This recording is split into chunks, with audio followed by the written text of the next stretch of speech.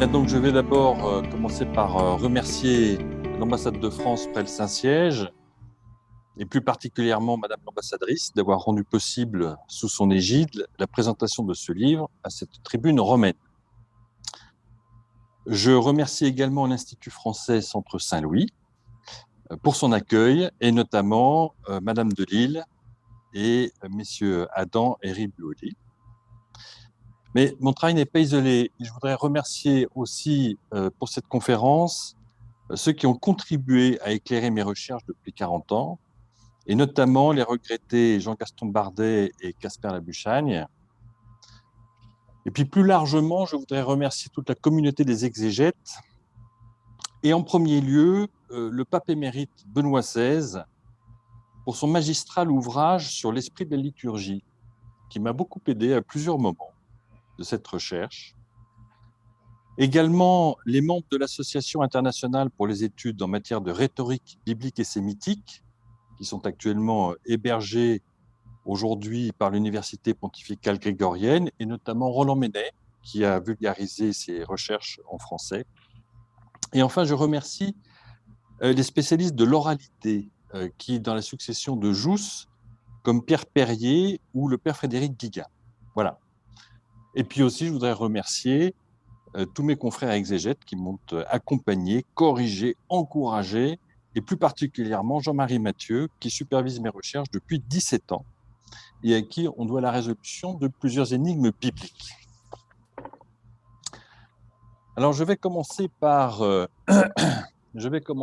document, d'abord par expliquer la couverture, parce que j'ai beaucoup de questions à propos de la couverture. Alors, la couverture, on va la prendre de façon, je dirais, rationnelle. D'abord, le titre, la Bible, la lettre et le nombre. Il faut savoir que le nombre est quelque chose qui a mauvaise presse auprès d'un certain nombre d'exégètes en termes de rigueur. Voilà. Donc, le nombre est un petit peu malvenu, et la cause de ceci, c'est que les milieux ésotériques, occultistes, la numérologie, puis la cabale moyenâgeuse ont abusé beaucoup et ont créé une défiance tout à fait légitime. Et ce que je voudrais, c'est réhabiliter le rôle des nombres dans l'écriture. Alors ensuite, il y a la promesse, le code secret enfin déchiffré. Donc c'est une promesse ambitieuse et pas facile à porter pour un auteur. Je voudrais quand même nuancer la notion de code secret. On parle de code informatique, de code de loi, on parle de code génétique. Eh bien, le code secret, le code biblique, relève de cette logique un rôle normatif et également une fonction d'identifiant. Et puis, vous avez aussi un mot de 5 lettres qui est écrit en lettres d'or et rouge. Ce mot de 5 lettres s'appelle le pentagramme. Je vais y revenir. Et puis, vous avez en bas une lettre toute seule, qui est un chine à 4 angles. Alors, ce mot, le pentagramme et cette lettre, ont 3 choses en commun. La première, c'est qu'ils nous ont été transmis par la tradition, mais une tradition dont l'origine n'est pas connue, de façon fixe et établie. Ils sont écrits nulle part en clair dans la Bible, et pourtant, on va le voir, ce sont 2 outils de rhétorique et de pédagogie qui sont remarquables. Un dernier point, le pentagramme, donc ces 5 lettres, vous en avez 4 lettres qui sont écrites en or, en jaune. Ces 4 lettres sont le tétragramme, c'est-à-dire c'est le nom de Dieu. Alors je vais prononcer Yahvé, après ça j'essaierai de parler plutôt de Adonai ou de Seigneur ou de Jéhovah. Donc le pentagramme est constitué des 4 lettres du tétragramme, au milieu desquelles a été inséré un shin qui est en rouge. Maintenant, si je parle de la dernière partie de cette couverture, donc cette fameuse lettre, vous remarquez que c'est également un shin, mais qui a 4 angles. Il n'est mentionné nulle part, et pourtant, les Juifs le mettent sur le front lorsqu'ils mettent leur téphiline. Et sur leur téphiline, d'un côté, nous allons avoir le shin à 3 rampes et le shin à 4 rampes. Donc c'est tout cela que nous allons explorer en parcourant très rapidement le livre. Alors l'enjeu biblique, je ne vais pas m'étendre sur ce sujet, mais c'est un enjeu important puisque c'est une représentation du monde qui est partagée aujourd'hui par la moitié de la population mondiale. Et aujourd'hui, cette représentation du monde est défiée, et nous avons aujourd'hui une confrontation entre un monde avec un homme sans Dieu ou un homme qui se fait Dieu, et puis une autre partie du monde, celle biblique, de l'homme qui marche avec Dieu. Difficulté, c'est que la Bible est une œuvre dont l'interprétation est plurielle. C'est-à-dire que les religions ne se mettent pas d'accord sur sa nature, sur le Messie, sur les dogmes, sur beaucoup de choses. Et puis, il y a aussi une interprétation qui est difficile entre foi et raison, un dialogue qui est difficile entre foi et raison. Mais il y a une raison à cela. Et c'est, je crois, le point qui est important à souligner et qui va être le fil conducteur de mon exposé, c'est qu'il y a une rhétorique et une pédagogie biblique spécifiques qui sont volontairement et délibérément énigmatiques et, je dirais, embarrassantes pour les exégètes.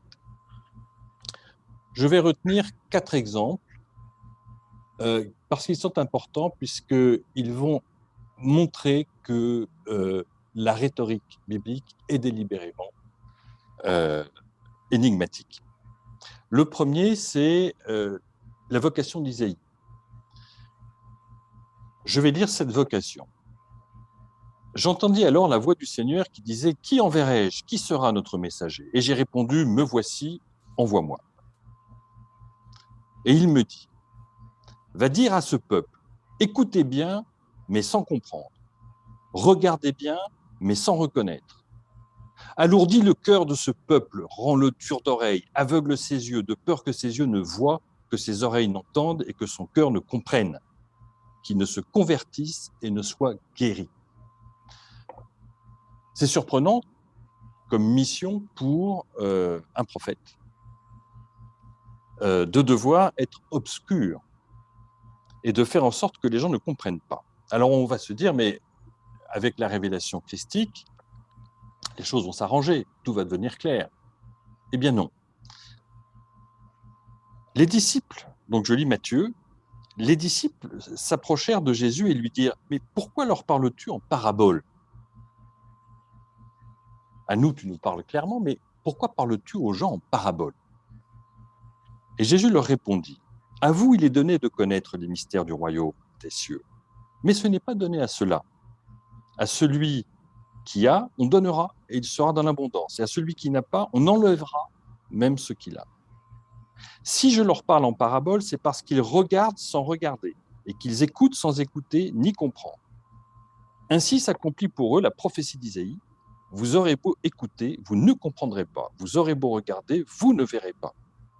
Le cœur de ce peuple s'est alourdi, ils sont devenus durs d'oreille, ils se sont bouchés les yeux de peur que leurs yeux ne voient, que leurs oreilles n'entendent, que leur cœur ne comprenne, qu'ils ne se convertissent. Et moi, je les guérirai. Donc, on reste dans une approche énigmatique, délibérément. Mais Jésus ne va pas toujours être énigmatique. Et un petit peu plus loin, Jésus interroge ses disciples sur qui il pense qu'il est. Et il les interrogeait. « Et vous, que dites-vous? Pour vous, qui suis-je » Pierre, prenant la parole, lui dit « Tu es le Christ. » Alors, il leur défendit vivement de parler de lui à personne. Donc, il partage avec ses disciples, mais il ne veut pas que ce se partage à l'extérieur.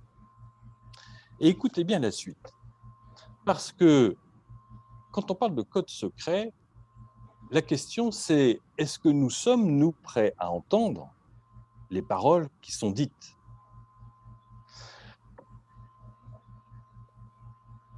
Alors Jésus commença, donc Pierre vient de le reconnaître comme Messie. Alors Jésus commença à leur enseigner qu'il fallait que le Fils de l'homme souffre beaucoup, qu'il soit rejeté par les anciens, les grands prêtres et les scribes, qu'il soit tué, et que 3 jours après, il ressuscite. Jésus disait cette parole ouvertement. Pierre, le prenant à part, se mit à lui faire de vifs reproches. Mais Jésus se retourna, et voyant ses disciples, il interpella vivement Pierre. « Passe derrière moi, Satan. Tes pensées ne sont pas celles de Dieu, mais celles des hommes. » C'est-à-dire que Pierre n'accepte pas que le Christ dise qu'il va souffrir, qu'il va mourir et qu'il va ressusciter. Ce n'est qu'avec les pèlerins d'Emmaüs, après la résurrection, qu'à ce moment-là, commençant par Moïse et parcourant tous les prophètes, Jésus leur interpréta dans toutes les Écritures ce qui le concernait. Voilà. Donc, nous sommes dans une rhétorique qui est volontairement, et une pédagogie qui sont volontairement énigmatiques. Alors, beaucoup de questions. Quand est-ce que la Bible a été écrite? Par qui? Pourquoi? On ne sait pas répondre à ça. On sait que le récit a été élaboré d'abord par oral, puis mis par écrit, puis que tous ces textes ont été assemblés, mais on ne sait pas quand, par qui, pourquoi. On sait qu'il y a plusieurs niveaux de lecture. Et ces niveaux de lecture, que ce soit le Talmud, oui aussi, et le Zohar, nous disent officiellement qu'il y a plusieurs niveaux de lecture. Et même l'Église catholique nous dit qu'il y a plusieurs niveaux de lecture. La tradition catholique recense d'ailleurs 4 sens à l'écriture. Le sens littéral, puis le sens allégorique, puis le sens moral, puis le sens anagogique. Donc, il est clair pour tout le monde, juif comme chrétien, qu'il y a plusieurs niveaux de lecture dans la Bible. Le point le plus difficile et le plus délicat, ça va être que le Nouveau Testament et l'Ancien Testament sont indissociables. Et on trouve donc dans le catéchisme de l'Église catholique que le Nouveau Testament se cache dans l'Ancien et dans le Nouveau Testament, l'Ancien se dévoile. Donc nous sommes réellement dans un enseignement énigmatique. Ce que Jésus traduira en disant « Mais vous scrutez les Écritures, or ce sont elles qui me rendent témoignage. » Après cette introduction un petit peu longue, donc sur la Bible, montrant que la Bible est délibérément d'un style énigmatique, maintenant je vais montrer à quel point ce style énigmatique n'est pas si compliqué que cela. Et je vais vous présenter la litanie des 40, ou l'art des évidences cachées.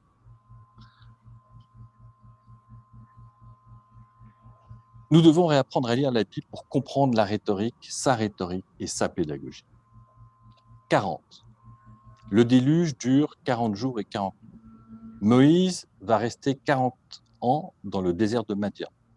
L'exode va durer 40 ans. Pendant l'exode, Moïse va monter 2 fois, 40 jours, 40 nuits, sur le mont Sinaï. La naissance de Samson va arriver après 40 ans de soumission d'Israël aux Philistins. Élie va traverser 40 jours, pendant 40 jours et 40 nuits, le désert. Jonas, en arrivant à Ninive, va déambuler dans Ninive en disant « Encore 40 jours, et Ninive sera détruite si vous ne vous convertissez pas. »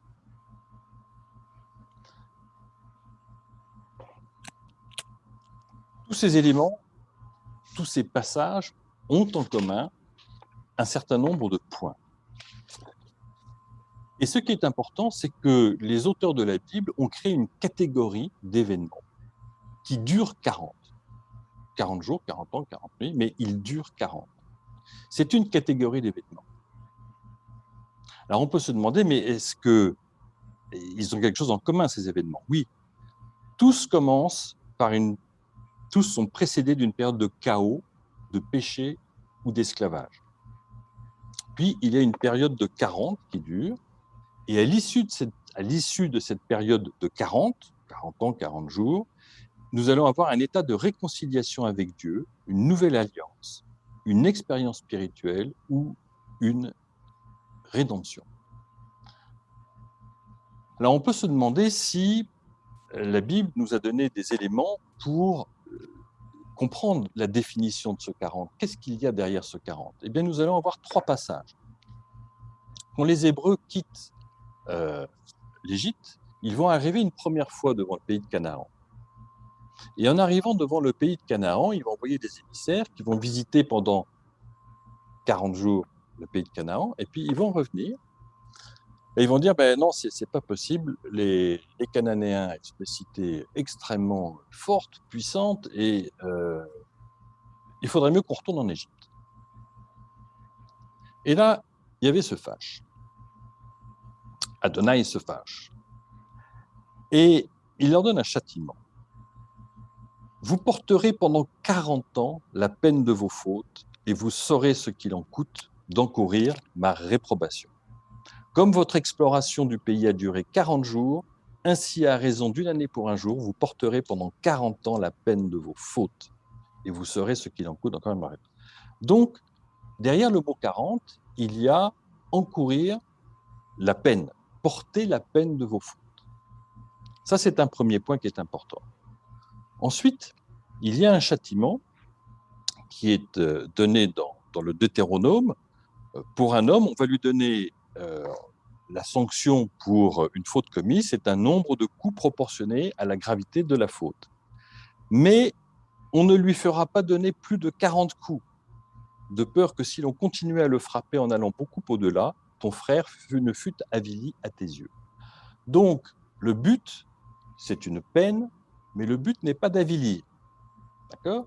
Et on va avoir aussi la règle qui veut qu'une femme, après l'accouchement, va avoir une période de 40 jours de purification.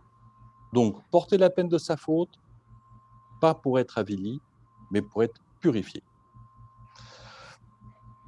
Et puis, l'utilisation du nombre 40 va être très riche et on va avoir des variations. 40 ou 3 fois 40, 120. Limitation de la durée de vie des hommes avant le déluge, 120 ans. Nombre de membres de la Grande Assemblée, 120. Et puis on va multiplier les périodes de vie de 40 ans. Moïse va passer 40 ans en Égypte, puis 40 ans à Madian, puis 40 ans d'Exode. Les reines de Saül, de David et de Salomon vont durer 40 ans. La grande prêtrise de Simeon le Juste va durer 40 ans. Donc on voit que le nombre 40 n'est pas seulement la durée de l'événement, c'est aussi un aboutissement. L'aboutissement d'une œuvre accomplie. Alors on pourrait se dire, bon, ben, ça c'est l'Ancien Testament, mais qu'en est-il du Nouveau Testament ? Eh bien, dans le Nouveau Testament, cela va prendre une forme d'académisme, littéralement d'académisme. Que va-t-on trouver ? Eh bien, Jésus, il va avoir, donc avant l'incarnation, on lui compte 40 ancêtres jusqu'à Abraham. Et après son incarnation, il va passer 40 jours avant d'être présenté au temple. Avant le début de sa vie publique, Jésus va passer 40 jours au désert, sans manger et sans boire, comme Moïse, sur le mont Sinaï. Et puis, après sa résurrection, Jésus va réapparaître 40 jours à ses disciples. Et il y a un moment donc où on est dans une forme académisme qui va devenir réellement un référentiel, une culture. Donc, dans la littérature juive, quand on va parler de la vie de Rabbi Akiba, il va avoir 3 fois 40 ans, 3 périodes de 40 ans. Le nombre de cardinaux électeurs dans le cas de Sagil, c'est 120. Mais c'est devenu même inconscient, c'est-à-dire que tout le monde comprend quand on est mis en quarantaine. Voilà, on n'a pas besoin de dessin, c'est devenu quelque chose de typique. Voilà. Donc, est-ce que c'est un code secret ? Non. Mais pourtant, il porte un message. Donc, nous sommes devant une technique d'écriture symbolique dans laquelle on a une balise, 40, on a une intention. Ce 40 est toujours utilisé dans des conditions très particulières, de façon stable. Les variations sont subtiles. Le message, il est difficile, le message. Parce que nous n'avons pas une définition du mot 40. Nous avons un ensemble d'exemples qui durent 40, mais on n'a pas une définition de ce que veut dire 40. Et pourtant, 40 a un sens, c'est évident, à travers la litanie de ce que nous avons vu. Il y a une technique, c'est un académisme qui va jusqu'à constituer un référentiel. C'est un nombre symbole. Donc, cette technique d'écriture symbolique, on va l'appeler le nombre symbole.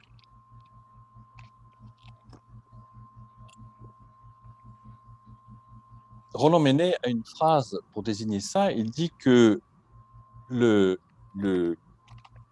grec veut absolument faire une démonstration imparable, alors que le juif veut montrer un chemin pour nous amener à comprendre, prendre avec, comprendre. Donc, quand on va regarder la Bible, quand on va l'analyser, on peut l'analyser sous 3 piliers principaux, 3 clés pour décrypter la Bible. Le texte, un référentiel avec des thèmes et des messages et des techniques d'écriture symbolique. Le texte, il a une particularité, c'est qu'il est intangible. L'écriture doit être intangible. La rhétorique biblique, on l'a vu, est singulière. Et il y a des erreurs. Est-ce que ce sont des erreurs ou est-ce que ce sont des anomalies délibérées? Il y a des erreurs et il y a aussi des anomalies délibérées. Le référentiel, on le connaît tous. On vient de voir le combat spirituel et la conversion.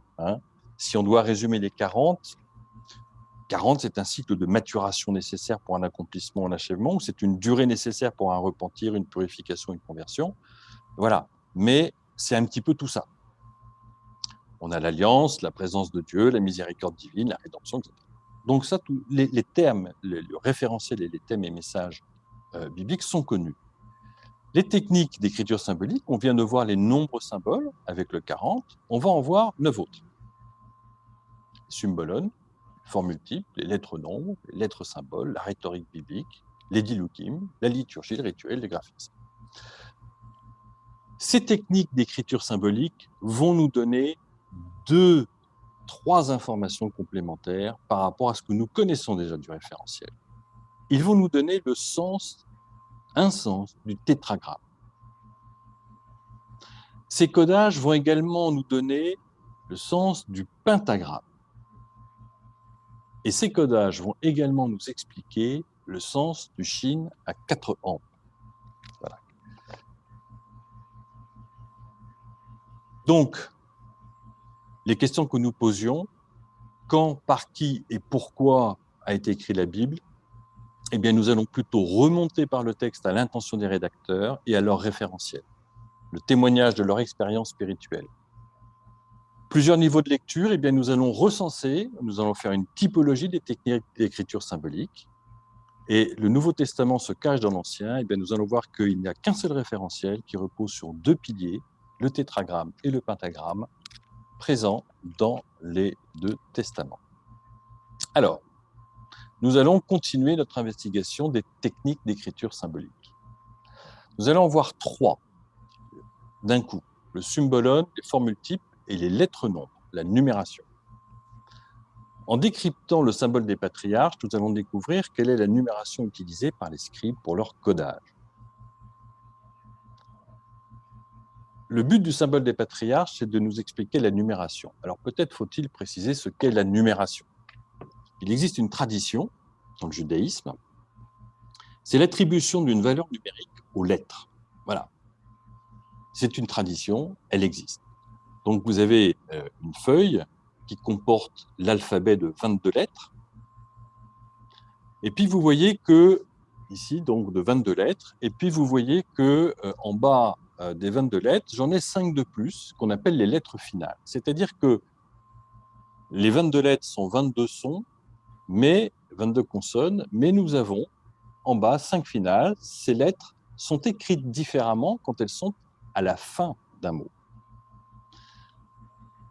Alors, comment se sert-on de la numération? C'est très simple, vous faites l'addition de chacune des lettres. Donc, Elohim, vous faites Aleph, vous voyez sur le tableau. Aleph, c'est la première lettre, donc ça vaut 1. Lamed, le L, c'est la 12e lettre, donc ça vaut 12, etc. Et donc, vous allez avoir, Elohim vaut 52. Vous allez avoir Israël, qui vaut 64. Vous allez avoir le Seigneur, Adonai, eh bien, ça vaut 10 plus 5 plus 6 plus 5, ça vaut 26.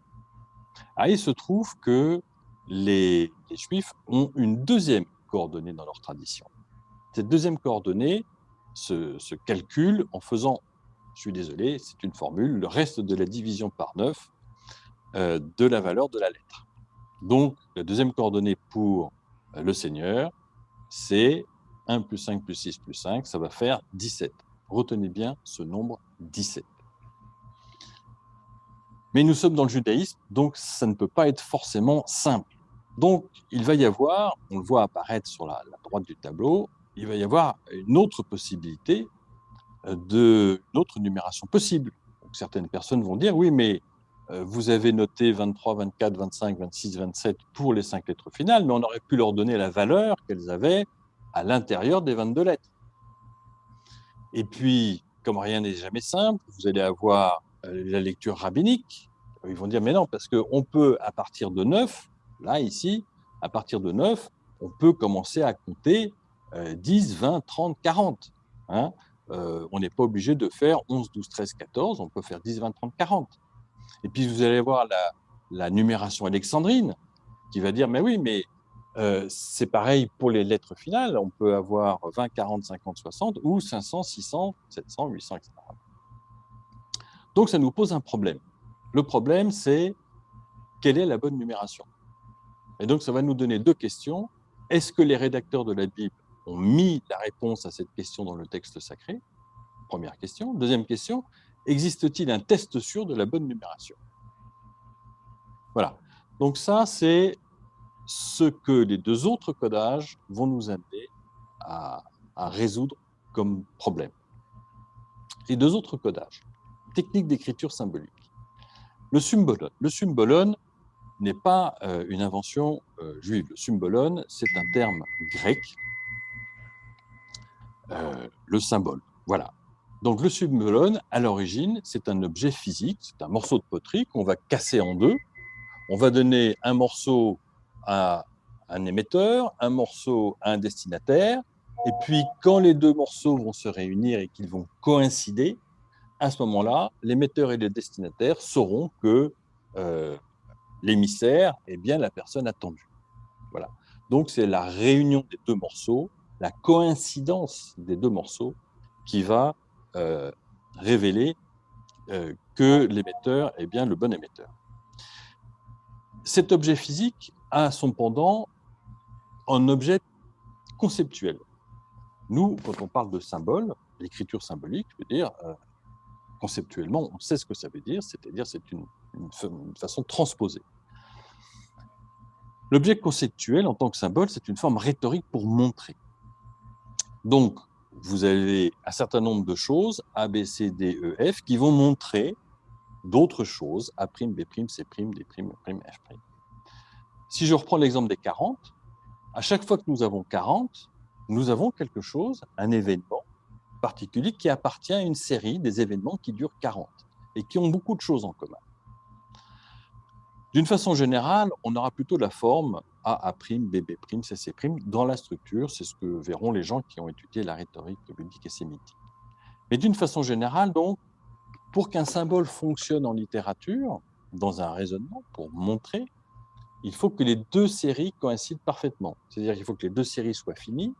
J'ai rien avant le A et le A', et j'ai rien après le F et le F'. Il faut qu'elles soient ordonnées de façon logique, et il faut qu'elles soient en parfait vis-à-vis. Ça, le symbole, c'est une technique fondamentale de codage dans la Bible. Voilà. Elle est mise à toutes les sauces. Il en est une autre. Dans le référentiel, on voit souvent apparaître des thèmes et des séries dans la Bible. Et tout à l'heure, on avait le sens du mot 40 qui était déployé partout dans la Bible, dans plein d'exemples différents. On va aussi avoir le phénomène inverse, c'est-à-dire qu'on va tout concentrer à un endroit. C'est ce que j'appelle les formules types. Donc, nous avons la formule type de l'Alliance. Alors, c'est dans les chroniques, les premières chroniques, chapitre 16, 15 à 17, versets 15 à 17. Rappeler à jamais son alliance, parole promulguée pour 1000 générations, pacte conclu avec Abraham, serment qu'il fit à Isaac, il l'érigea en loi pour Jacob, pour Israël en alliance à jamais. Vous avez réunit en un passage la définition de l'alliance, extrêmement concentrée. D'abord, la nature de l'alliance. On vous dit que l'alliance, c'est une parole, c'est un pacte, c'est un serment, c'est une loi, c'est une acte. Donc, on a concentré la définition de l'alliance en un endroit et non plus répartie partout dans le texte, comme avec les 40. Et on va aussi vous préciser les partenaires de l'alliance. L'alliance, c'est une alliance entre Elohim, son alliance, et les patriarches. Abraham qui devient Abraham, qui change de nom à l'occasion de l'alliance. Isaac, Jacob qui deviendra Israël après son combat avec l'ange. Ce que nous venons de faire, c'est nous venons de faire une série nominale des partenaires de l'alliance. Elle est composée de 6 éléments, Elohim, Abraham, Isaac, Jacob, Israël. Elle est finie et elle est ordonnée. Elle commence par Elohim et elle finit par Israël. Or, Elohim est le premier nom qui apparaît dans la Bible et Israël est le dernier nom qui apparaît dans le Pentateuque. Nous avons vu les symboles, nous avons vu ici la formule type de l'alliance. Donc maintenant, nous allons décrypter un symbolon, l'âge des patriarches. Alors, les militaires ils ont le don, ils apprécient beaucoup l'efficacité et ils ont aussi souvent le don pour les formules. Et les militaires, ils ont une formule qui dit une fois, c'est un hasard, 2 fois, c'est une coïncidence, 3 fois, c'est un complot. Alors, nous allons nous servir de cette culture militaire pour résoudre l'énigme du symbolon de l'âge des patriarches. Je prends 3 chiffres dans la Bible, il y a plein de nombres dans la Bible, je prends 3 nombres dans la Bible, 147, 175, 180, oui, ils sont rangés par ordre croissant.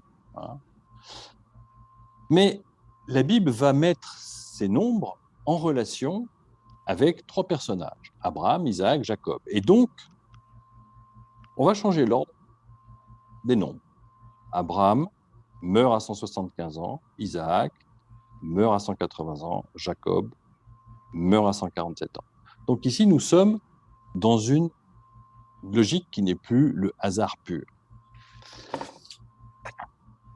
Et nous allons... Alors là, je vais raconter en même temps la façon dont ceci a été décrypté, dont ce symbolon a été décrypté, dont le sens de l'âge des patriarches a été décrypté, pour donner l'échelle de temps et le nombre d'acteurs dans la résolution d'une énigme. Au début des années 60, Schildenberger et Meising vont faire une découverte stupéfiante. Ils vont dire, mais regardez, 175, c'est 7 fois 5 fois 5, 180, c'est 5 fois 6 fois 6, et 147, c'est 3 fois 7 fois 7. C'est curieux. Et c'est dans l'ordre chronologique des patriarches, dans l'ordre généalogique des patriarches.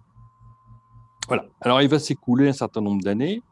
Nahum Sardin en 66, puis Stanley Gewirtz en 1977 vont répercuter les découvertes de Schildenberger et de Meising. Et puis William va dire, mais attendez, moi, à mon avis, il y a un quatrième. Le quatrième, c'est Joseph. Pourquoi Joseph? Parce qu'il meurt à 110 ans. Et si vous regardez 110 ans, c'est 5 fois 5 plus 6 fois 6 plus 7 fois 7. Là, ça ne peut plus être du hasard. Là, c'est une coïncidence. Il faut savoir que Joseph, donc, c'est celui qui a emmené les Hébreux en Égypte. Qui va ramener les Hébreux d'Égypte en terre promise? Eh bien, c'est Josué. Et Josué aussi, c'est encore une coïncidence, il meurt aussi à 110 ans, et il va ramener les ossements de Joseph au pays de Canaan, en terre promise. Alors, un peu plus tard, donc on est dans les années 80-90, John Christensen va dire non, mais c'est pas ça. C'est probablement plutôt 8 fois 8, le quatrième élément. Et celui qui va trouver la solution, donc, ça va être Labuschagne. Labuschagne, il va dire, mais si au lieu de multiplier les paramètres entre eux, si on les additionne, là on trouve, tiens c'est curieux, on trouve 17 à chaque fois. 7 plus 5 plus 5, ça fait 17. 5 plus 6, ça fait 17. 3 plus 7 plus 7, ça fait 17. Une fois, c'était un hasard. 2 fois, c'était une curieuse coïncidence. 3 fois ici, c'est un complot. Un complot, c'est-à-dire il y a une intention. Ça n'est pas par hasard que l'âge auquel sont morts les patriarches découle du nombre 17. C'est en 2000. Donc entre 1960 et 2000, donc on a déjà 40 ans qui s'écoulent.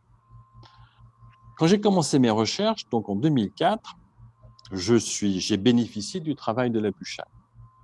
Et j'ai commencé à chercher s'il y avait un quatrième. Et il se trouve que Abraham change de nom et devient Abraham à 99 ans. Et 99, c'est 11 fois 3 fois 3, et 11 plus 3 plus 3, ça fait 17. Donc là, ici, nous ne sommes plus devant du hasard, nous sommes devant un algorithme mathématique. Mais si je vous demande de compléter la série nominale, est-ce qu'on a déjà vu cette série Abraham, Isaac et Jacob? Oui, on l'a vu, c'est la formule type de l'alliance, ce sont les signataires de l'alliance.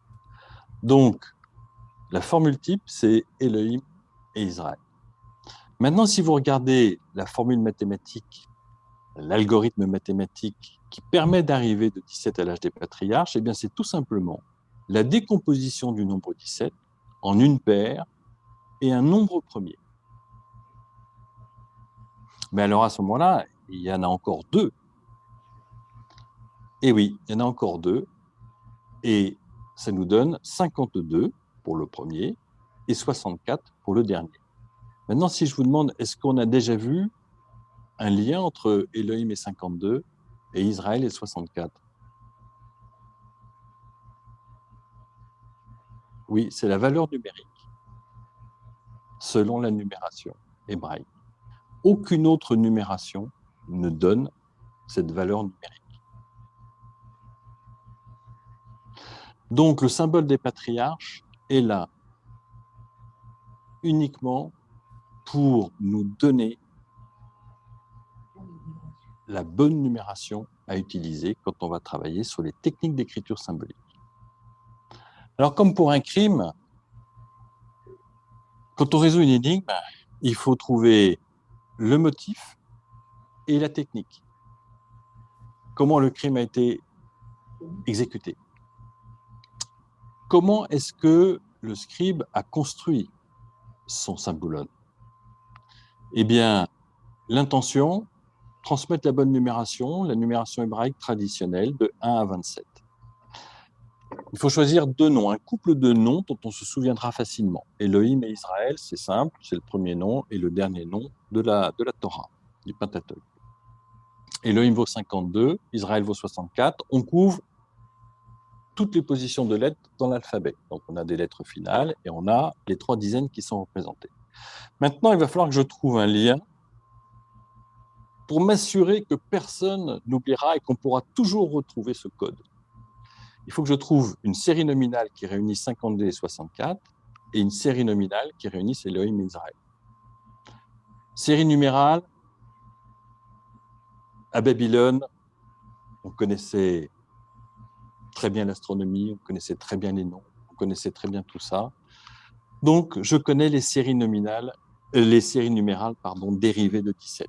Et donc, je vais prendre l'algorithme décomposition de 17 en un nombre premier et une paire. Puis, je multiplie mes facteurs. En face, les partenaires de l'alliance, la série nominale, eh bien, je vais mettre Abraham, Isaac et Jacob. C'est logique.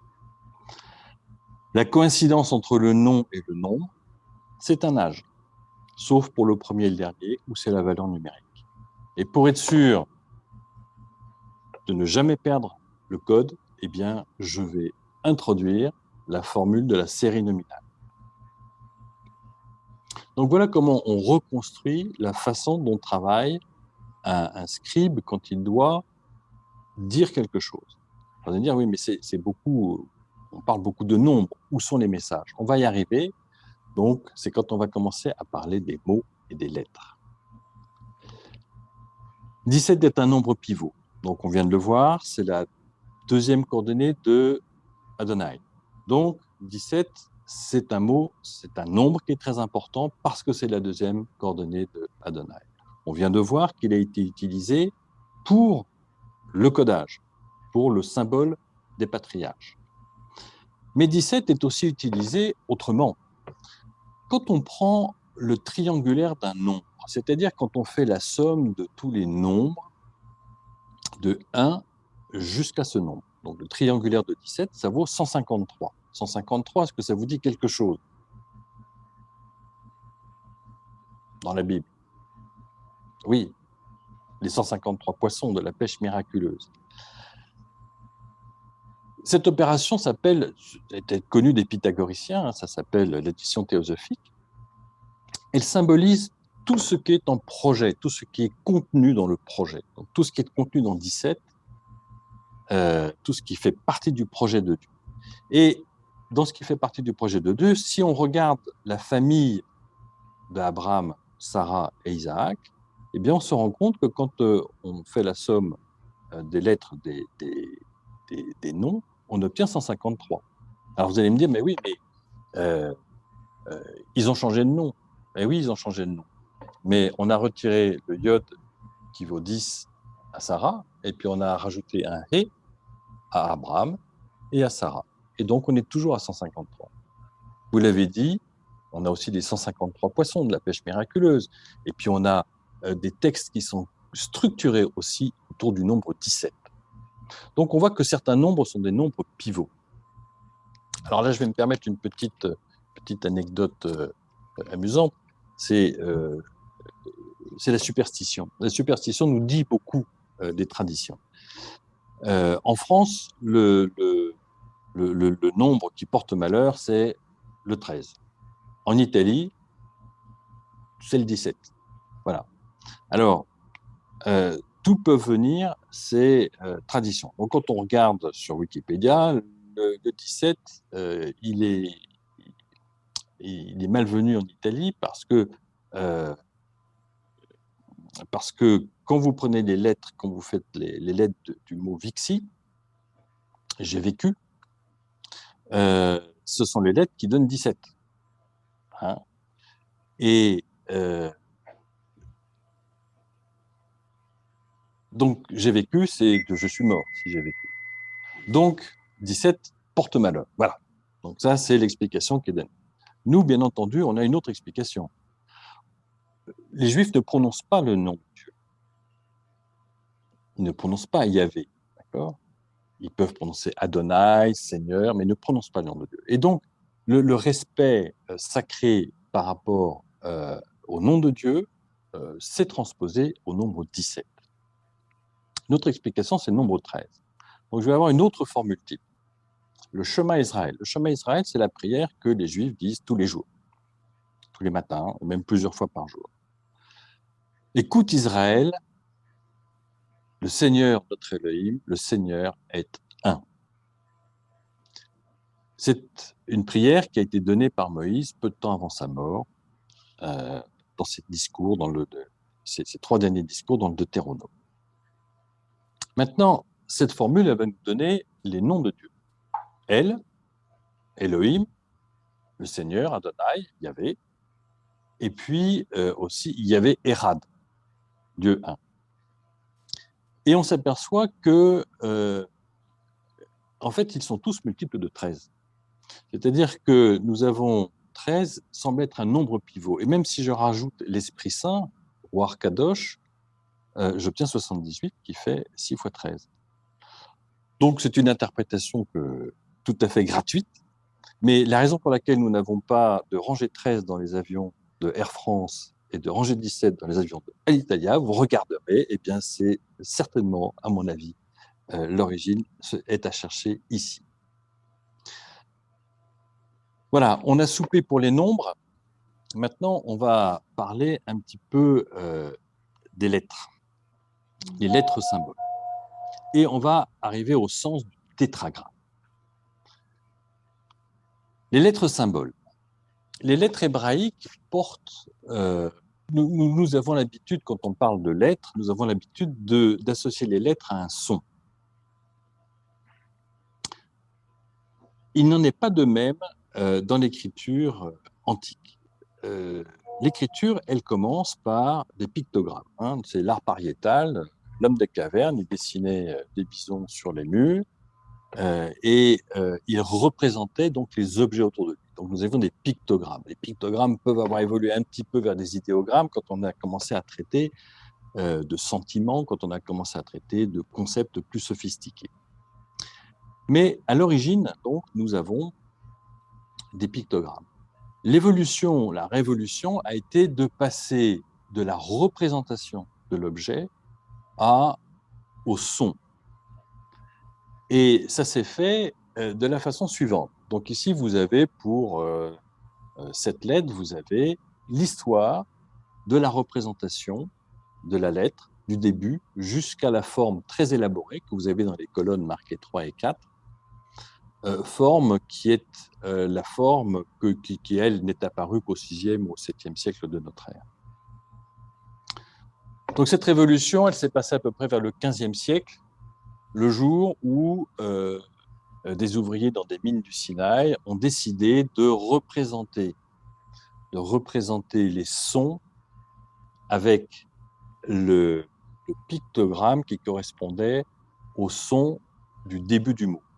Donc le B, hein, la maison ça se dit bête, eh bien le son B, ils l'ont représenté par une maison. Et donc c'est ce que vous avez. Après ça, vous voyez l'évolution dans le temps de la représentation de la lettre qui va passer du hiéroglyphe, qui va passer à la lettre que vous allez avoir ici donc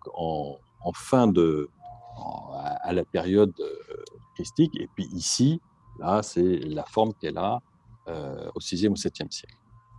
Le Haïn, pareil, le Haïn, au début, c'est un œil. C'est un œil qui va progressivement évoluer dans son écriture, mais il résulte de cela que, au bout du compte, quand je vais prononcer le mot Haïn, eh bien, je vais désigner à la fois, je vais évoquer le pictogramme d'origine, je vais évoquer le nom de la lettre et je vais aussi évoquer le mot en hébreu, qui est Haïn, ça veut dire œil. Et je vais aussi évoquer le nombre 16, puisque c'est la 16e lettre. Donc, vous voyez qu'une épaisseur sémantique se crée dans l'écriture. Il y en est de même pour le fait. Le fait se représente par une bouche, d'accord? Et ce fait va évoluer dans le temps. Et la lettre fait, le mot fait, faudra dire aussi bien la lettre fait que la bouche. C'est la 17e lettre. Donc, des scribes vont jouer. Les scribes vont jouer avec ces lettres. Et on va se retrouver avec des lettres coupées en deux, avec 4 lettres surélevées, 15 passages surponctués, 2 lettres qui vont être écrites à l'envers. Et puis on va aussi trouver 58 lettres de taille anormale, 31 grandes lettres majorées ou 27 petites lettres minorées, surmontées d'un signe pour les repérer. On va revenir au Shema Israël, on revient au Shema Israël. Shema Israël, on a 2 grandes lettres. Dans cette petite sentence, on a 2 des 58 grandes lettres de toute la Bible. On voit à la fin de Shema, on voit un Haïn, et à la fin du Echad, on voit un Dalet, un grand Dalet. Ce qui est intéressant, c'est que Shema, ça veut dire écoute, écoute Israël, Shema Israël. Et donc à la fin du mot Shema, j'ai un grand œil, un Haïn. Donc on met en avant l'œil par rapport à l'écoute. Et on va retrouver ce même type de technique d'une façon différente dans les poèmes alphabétiques. Alors les poèmes alphabétiques, donc ils sont censés nous donner l'ordre des lettres. Vous en avez avec des lettres manquantes, avec des lettres ajoutées, vous en avez avec des formats plus ou moins riches. Et puis, vous allez avoir le livre des Lamentations. Et dans le livre des Lamentations, c'est 5 chapitres. Les 4 premiers chapitres, ce sont 4 poèmes alphabétiques. Or, il est très intéressant de noter que le premier poème, l'ordre des lettres, est le bon, ce qui veut dire que l'auteur du livre des Lamentations savait très bien quel était le bon ordre des lettres. Mais dans le chapitre 2, dans le chapitre 3 et le chapitre 4, il va intervertir deux lettres, le Raïn et le Fé, l'œil et la bouche. Exactement le même jeu que le Shema, qui veut dire écoute, qui se termine par un grand œil.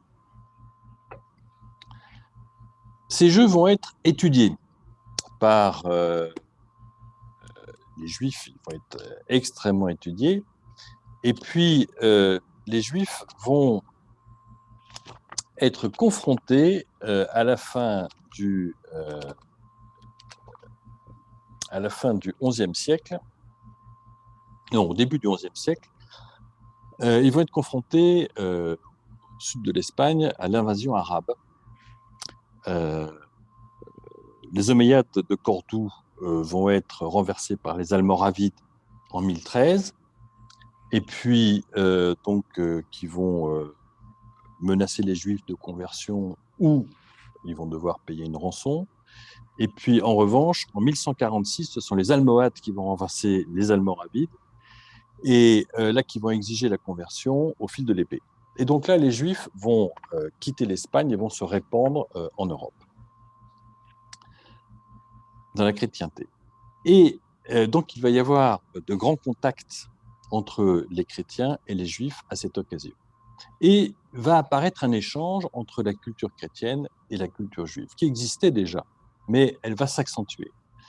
Et à l'issue de ces 3 ou 4 siècles d'échanges, qu'est-ce qu'on va avoir? Eh bien, les chrétiens, les kabbalistes chrétiens, vont arriver à la conclusion que dans le tétragramme, Yod et Vav et, eh bien le Yod, c'est le Père, le Vav, c'est le Fils, et les deux et, c'est le Saint-Esprit. Le premier qui va dire ça, c'est Moïse Sephardi.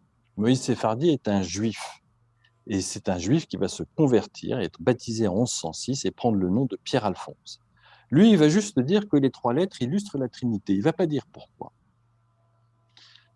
Derrière lui, Joachim de Flore, 1135-1202, va être le premier à faire une attribution des 3 lettres et à donner le Yod, c'est le Père, le Vav, c'est le Fils, et les 2 c'est le Saint-Esprit.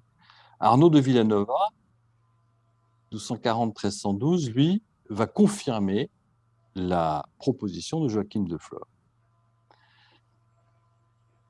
Il va falloir...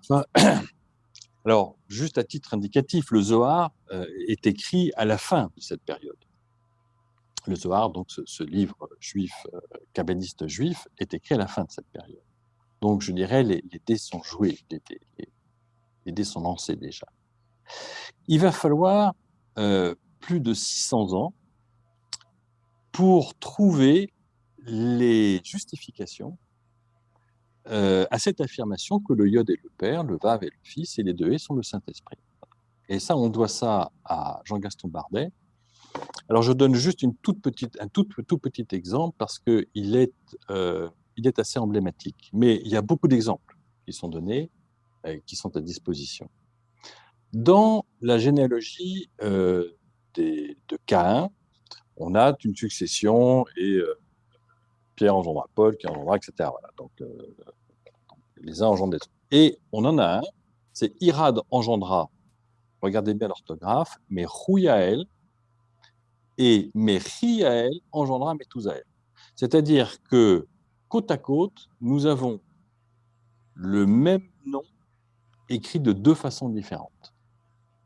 Alors c'est très intéressant parce que les traductions vont en général corriger ce qu'ils considèrent comme étant une erreur. Mais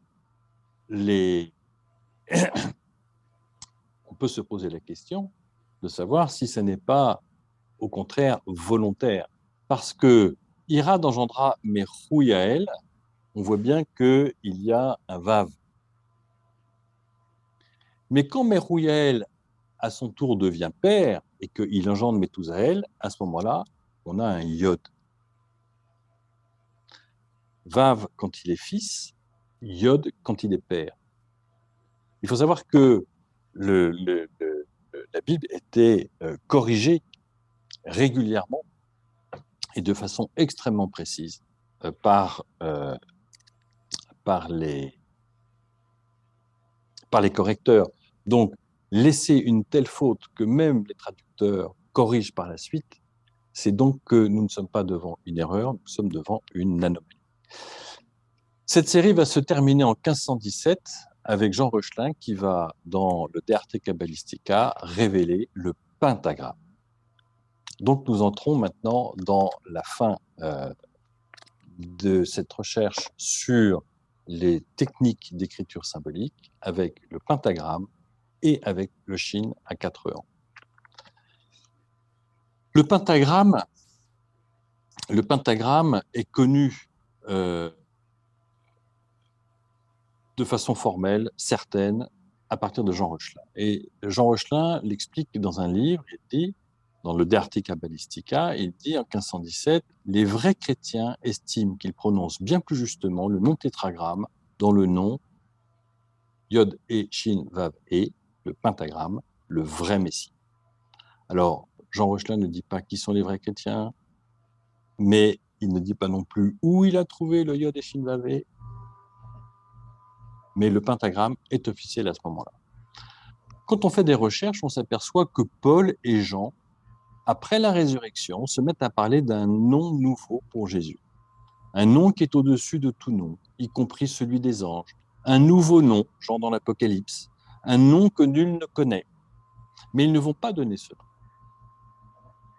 Le premier qui va donner le nom, c'est Évagre le Pontique, quand il va parler d'un shin qui est introduit au milieu du nom de Dieu.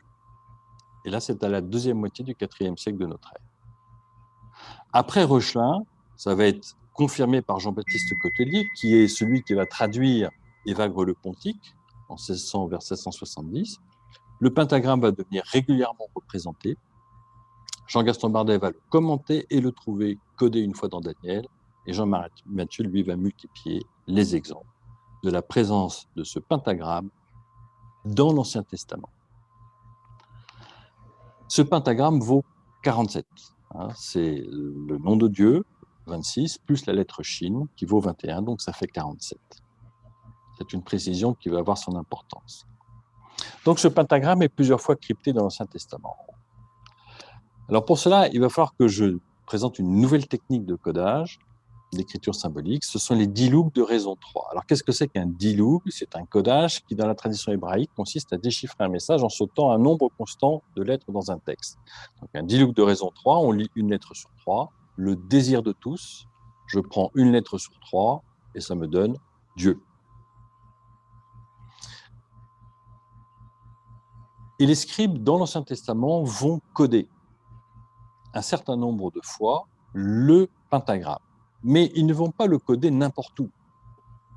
On va le retrouver codé sous forme de symbolone, avec une lettre marqueur, ce coup-ci, ce ne sera pas le nombre 40, ce sera la lettre Yod, dans la liste des noms des 4 jeunes gens qui vont être envoyés à la mort par Nabuchodonosor. Alors, le temps presse, donc je ne vais pas vous lire ce passage. On va le trouver aussi avec une anomalie orthographique, je vais vous la montrer, dans l'Ancien Testament, la série des 5 patriarches, à nouveau, avec une variation d'une lettre dans leur nom. Mais on va surtout trouver 5 dilugim. Il y en a beaucoup plus, mais je vais vous en montrer, je vais vous parler simplement de 5. Un diloug de raison 47. Donc, c'est l'annonce de la naissance d'un sauveur pour Israël, dans Juge. Je rappelle, les Juifs, Israël est soumis aux Philistins depuis 40 ans.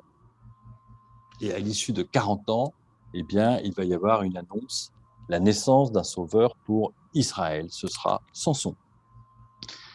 Et à l'intérieur du texte qui raconte la naissance, qui annonce la naissance de Samson, à l'intérieur de ce texte, eh bien, je vais avoir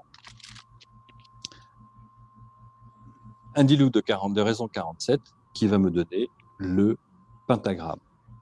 Mais ce qui est très très important, c'est qu'à la fin de ce texte, donc c'est un ange qui apparaît à Manoé et à sa femme et qui annonce la naissance de Samson pour libérer Israël. Et à la fin, Manoé demande à l'ange, mais qui es-tu? Et là, l'ange lui répond, mais pourquoi t'enquérir de mon nom? Il est merveilleux. Voilà. L'ange refuse de lui donner son nom, mais il lui dit, le nom, il est merveilleux. Voilà. L'adjectif ici employé, c'est phila, qui peut se traduire par extraordinaire, merveilleux, miraculeux, admirable. Il faut se souvenir que Jacob, quand il a posé la question à l'ange après avoir lutté contre lui, il a demandé à cet ange qui il était. Et cet ange que lui a-t-il répondu? Et pourquoi me demandes-tu mon nom? Voilà. Donc on est réellement ici, donc on voit bien que ce pentagramme donné à cet endroit-là précisément ne relève pas du hasard. On va avoir aussi 3 diloguines de raison 3 qui sont pour l'exécution de la table des pains de proposition. Donc, dans l'Exode, Dieu donne les instructions à Moïse de la façon dont doit être construite la tente de la rencontre. Et ça commence par l'arche d'alliance, la menorah et la table des pains de proposition. La table des pains de proposition et la menorah. Et il se trouve qu'à la fin de l'Exode, quand le Seigneur prend acte de l'exécution des travaux par Moïse, il va y avoir donc un septénaire, une série de 7. On a bien fait ça, on a bien fait ça, on a bien fait ça. Et cette série de 7, il va y avoir 2 dans cette série de 7 qui vont avoir une formulation différente. Au lieu de dire comme Yahvé l'avait ordonné, on va dire devant le Seigneur, comme le Seigneur l'avait ordonné. Et cette expression devant le Seigneur, comme le Seigneur l'avait ordonné, c'est un dilouk de raison 3 qui nous donne le pentagramme. Et il faut savoir que la table des pains de proposition et la menorah représentent la présence réelle de Dieu dans l'attente de la rencontre. Donc là, je vous renvoie à la bûchère. On va aussi le trouver dans une formule quasiment identique. Ce ne sera pas devant le Seigneur comme le Seigneur l'avait ordonné, mais ça va être pour le Seigneur comme le Seigneur l'avait ordonné dans l'offrande des béliers lors de l'investiture d'Aaron et de ses fils. Nous ne sommes pas ici avec le pentagramme mis par hasard. Mais l'exemple le plus frappant, ça va être dans l'épisode du buisson ardent. Donc, dans l'épisode du buisson ardent, je vous rappelle, l'épisode du buisson ardent est particulièrement important puisque là, c'est Jésus qui va nous dire lui-même où est mis le pentagramme et quel est le sens qu'il faut lui donner. Donc, je vous rappelle l'histoire du buisson ardent, enfin non, l'histoire du buisson ardent, vous la connaissez, on va revenir, pas besoin de revenir dessus. Je cherche, excusez-moi, le passage où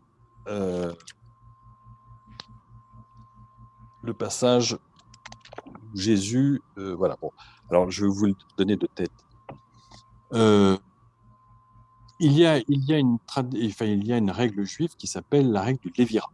C'est-à-dire que quand un homme meurt sans avoir d'enfant, sa veuve doit épouser son frère, de telle façon que par l'intermédiaire de sa femme, il est quand même, et de son frère, il est quand même une descendance. Et les Sadducéens, contrairement aux pharisiens, ne croient pas en la résurrection. Et donc ils se disent, on va poser une question piège à Jésus, on va lui poser la question, et que se passe-t-il si un homme meurt sans avoir d'enfant, que sa veuve épouse son frère, qui meurt à son tour sans avoir d'enfant, que la veuve épouse, et qu'elle épouse comme ça les 7 frères. Au moment de votre résurrection, de qui sera-t-elle l'épouse? Et là, Jésus va avoir une réponse, et il va dire, mais bande d'hypocrites, la question ne se pose pas. Mais que la résurrection existe, on le sait depuis l'épisode du buisson. Alors, on va aller regarder dans l'épisode du buisson, et on va s'apercevoir que dans l'épisode du buisson ardent, que les morts ressuscitent, Moïse l'a donné à entendre dans le passage du buisson, eh bien, on ne trouve rien. C'est quoi le passage du buisson?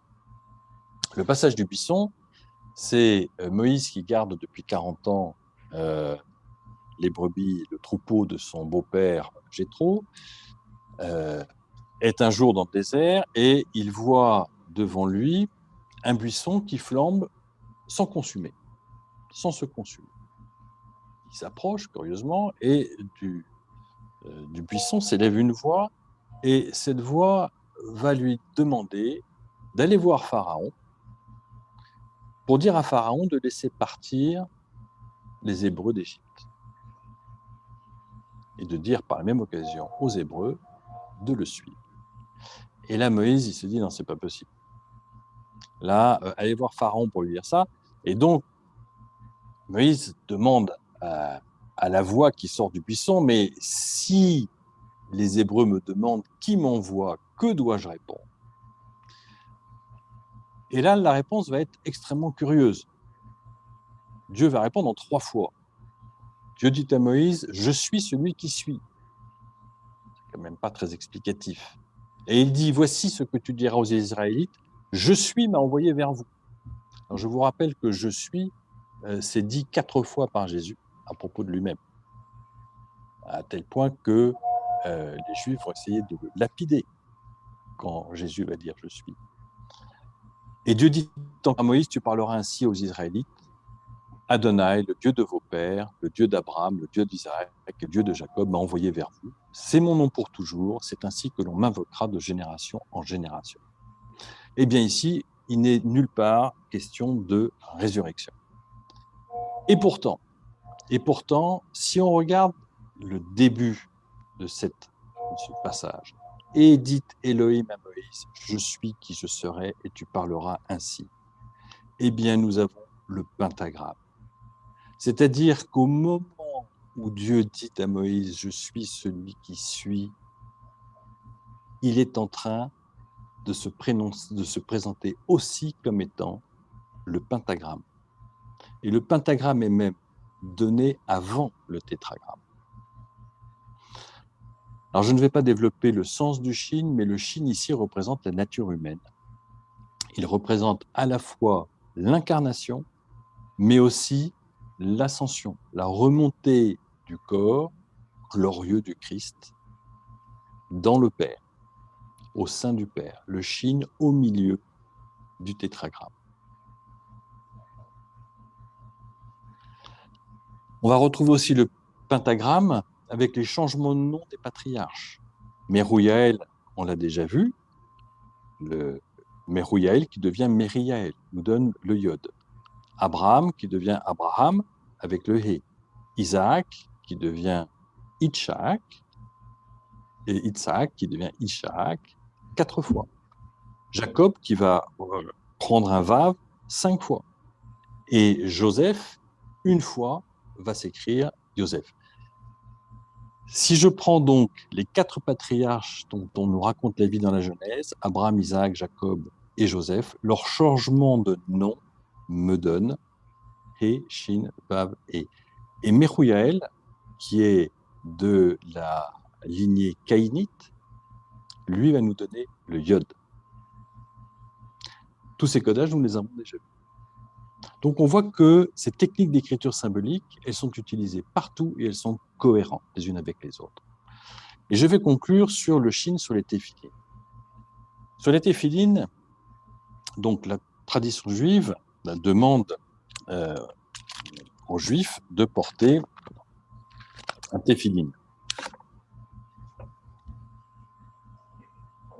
D'où cela vient-il? Alors donc, vous voyez le téphiline, donc d'un côté vous avez le Shin à 3 ampes, ici, et puis là vous avez le Shin à 4 ampes.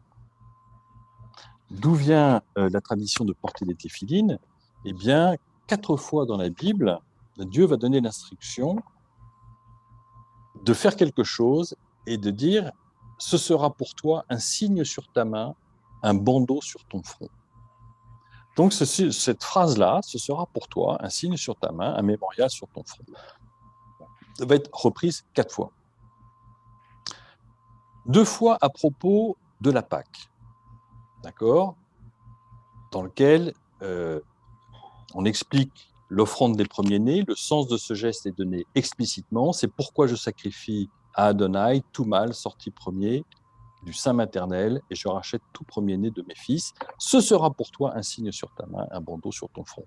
Une explication identique est donnée aussi pour les pains azimes. Le sacrifice du premier-né et les pains azimes nous évoquent la Pâque. L'autre endroit où nous allons trouver cette phrase « tu les attacheras à ta main comme un signe et sur ton front comme un bandeau », c'est dans le passage du Deutéronome où Moïse donne précisément le chemin à Israël. Écoute Israël, Adonai notre Dieu est Adonai un. Tu aimeras Adonai ton Dieu de tout ton cœur, de toute ton âme et de tout ton pouvoir. Que ces paroles que je te dicte aujourd'hui restent dans ton cœur. Tu les répéteras à tes fils, tu les leur diras aussi bien assis dans ta maison que marchant sur la route ou couché, aussi bien que debout. Et tu les attacheras à ta main comme un signe et sur ton front comme un bandeau. Voilà. Donc on a le chemin Israël et on a le mémorial de la Pâque. Donc ces passages vont être insérés dans un petit boîtier, écrit sur des parchemins, et on va noter que ce boîtier, il est cubique. Qu'est-ce qui est cubique dans la Bible? Dans la Bible, il n'y a que 2 choses qui sont cubiques. La première, c'est le Saint des Saints, et la deuxième, c'est la Nouvelle Jérusalem, dans l'Apocalypse. Donc nous avons le Saint des Saints sur lequel il y a un chine à 3 rampes, un chine à 4 rampes. Nous savons que le chine est symbole de l'homme, de l'humanité, à la fois de l'incarnation et du corps glorieux quand il va remonter vers le Père, après la résurrection. Donc le chine à 4 rampes, si nous regardons d'un point de vue graphique, eh bien c'est un chine plus un vave. Le chine de l'homme et le vave du Fils Dieu. C'est-à-dire que quand j'écris le pentagramme, Yod et Shin Vav et, eh bien, la réunion du Shin, la nature humaine, et du Vav, le Fils Dieu, elle est symbolisée graphiquement par le Shin à 4 heures.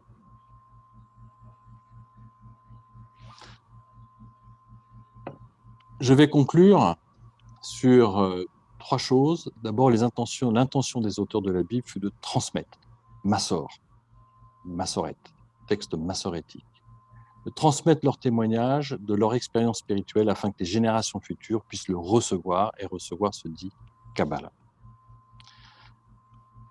De la même façon que l'on parle de code informatique, de code juridique ou de code génétique, il est légitime de parler pour les techniques d'écriture symbolique de codage, car il s'agit effectivement d'un langage académique, normé et porteur de sens. Le symbolon est même un lointain ancêtre du code d'accès. Ce que les scribes nous ont transmis via le texte sacré au moyen des codages, c'est l'ADN spirituel des Hébreux, leur référentiel. Cette transmission fait partie de leur vocation en tant que peuple élu. Voilà, je vous remercie.